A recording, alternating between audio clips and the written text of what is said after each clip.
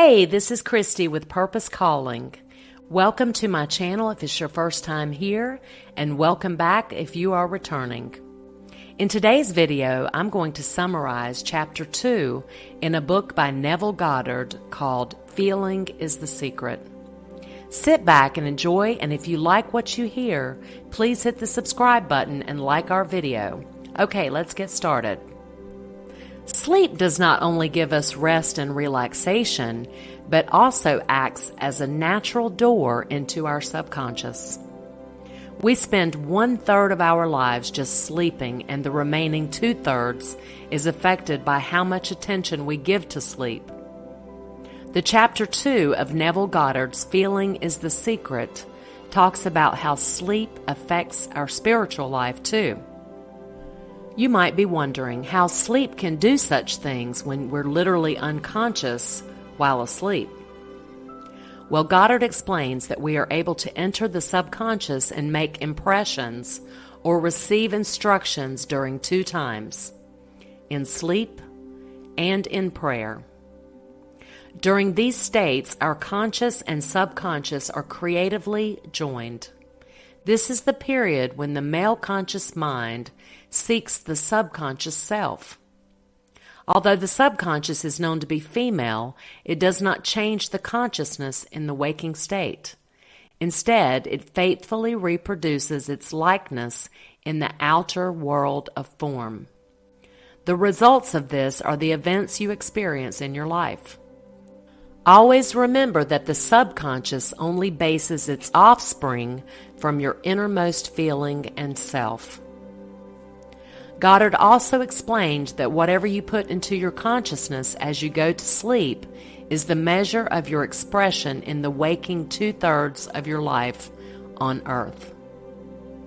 Your subconscious gives form to your desires only when you feel your wish fulfilled. Did you know that our subconscious is in a normal state when we are unconscious and sleeping? This is why it is important to visualize your desires and feel like they have been fulfilled before you go to sleep. To make a wish come true, you must have a strong resolve on the feeling of having it already. You can ask yourself, how would I feel if my wish was realized? As you relax into sleep, do everything you can to manage your feelings, because the moment you sleep, you no longer have the choice. The entire time you sleep, you will be affected by the last waking concept of self that you have. In other words, the mood you were in before you slept determines the state of consciousness you have as you meet with the subconscious. When you sleep, only your body gets unconscious, but the subconscious stays awake all the time.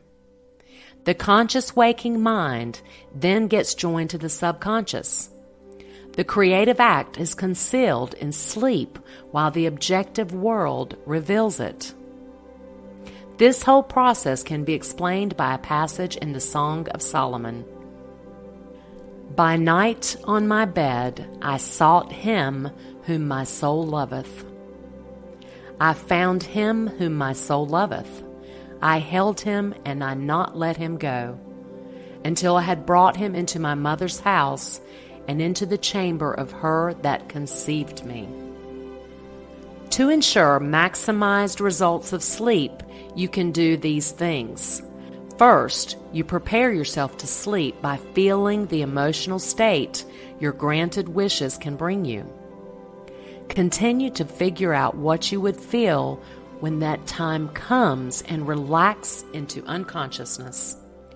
On your bed at night, you search for the sensation of a wish coming true so that you can carry it into the space where you were conceived, into sleep, or into the subconscious mind that gave you form, so that this wish can also come true.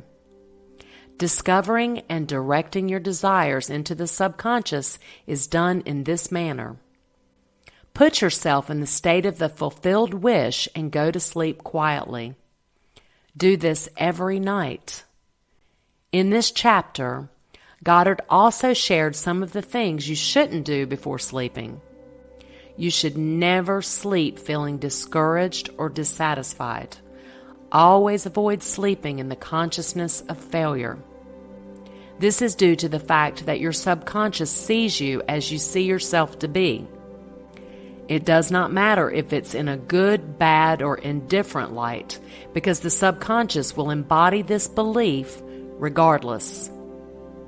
It's not your subconscious mind's responsibility to sort out negative self-talk, because it only gives form to whatever is impressed on it. This attitude of mind is explained through a passage in Song of Solomon, chapter 4, verse 7, that says, "Thou art all fair, my love. There is no spot in thee." You have non-eternal dreams, even though you're an everlasting dreamer. As you adopt the perception of them as reality, your fantasies come to life.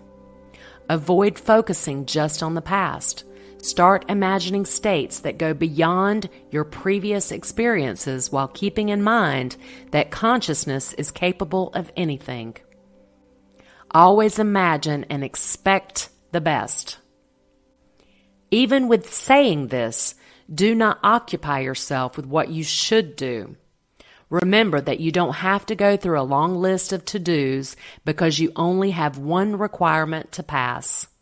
You must convince yourself of the truth of that which you desire to see manifested. Once you've mastered convincing yourself of the reality of the state sought, your belief will bring you promising results. The state that you want to see someone else express is never something that you offer to them. Instead, you convince yourself that they are already in this state. By simulating the emotion of the request being fulfilled, your want will be realized. Unless you are unable to persuade yourself that your wish is a reality, you cannot fail. A change in expression verifies a change in belief. Feel clean and content every night as you drift off to sleep, because your subjective lover creates the objective world in accordance with your understanding of it, which is determined by your feelings. The seed you plant in the subconscious is your idea of who you are as you go to sleep. As you go off to sleep, circumstances and events that support these mental states will inevitably arise in your environment. The gateway towards heaven is sleep. What you take in as an emotion, you realize as a circumstance, behavior, or physical object in space. So while dreaming of a desire realized, go to sleep. The earth is the same as awareness. That's it for today's video. I hope you can start feeling your desires and start manifesting your life today. You can leave any of your questions, suggestions, or reactions in the comments section below. We'd love to hear from you. Also, don't forget to click the notification bell so you can get notified whenever a new video is up. Just remember, your thoughts have the power to change your life. Until next time, thank you for watching.